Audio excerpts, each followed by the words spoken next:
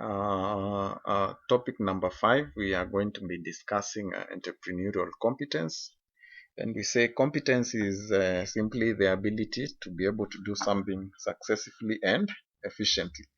So when we talk about you as an entrepreneur being competent, we expect that you have the right knowledge, you have the right attitude, you have the right skills.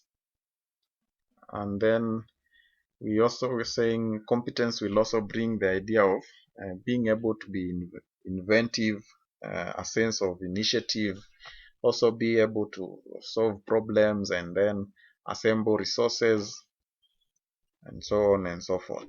And then key entrepreneurial competencies. So what are some of the skills that are needed by entrepreneurs? We have time management.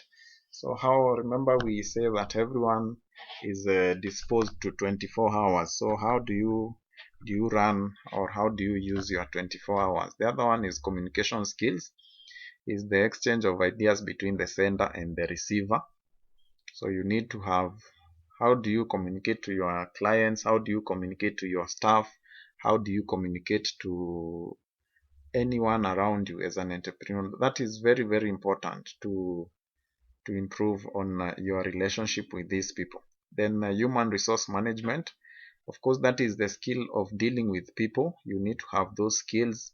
Also understand things around employment policies, things around recruitment, selection, all those that are involved in terms of recruitment, even in terms of interviewing skills, because whoever that you intend to bring on board should be somebody who knows their work. The other one is corporate social responsibility. An entrepreneur needs to contribute positively to the community by giving back, e.g. by ensuring fair prices.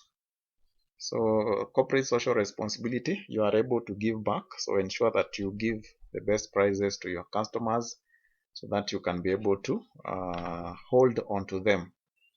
And also corporate social responsibility also involves doing positive things to the community. It can be cleaning around the towns, it can be educating the community. Like when you look at maybe in Kenya, a bank like Equity Bank, they have a program they call Wings to Fly, where they sponsor students for education. That is part of corporate social responsibility. Another competence that is needed by entrepreneurs is, of course, the leadership skills. You need to understand leadership. What is leadership? We have what we call the styles of leadership. Autocratic, which is dictatorial, where you give all the commands without consulting. Then we have democratic, where you can consult. And then we have what we call free reign or laissez-faire, where you just let your employees, if you have some, to discuss and make decisions. And lastly is decision making. As an entrepreneur, definitely you will be tasked with making a number of decisions.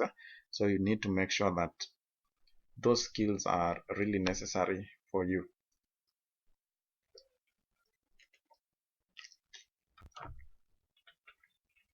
So now we are at our assessment point 1. You can be able to discuss what is sole proprietorship. You find out about the benefits and the disadvantages.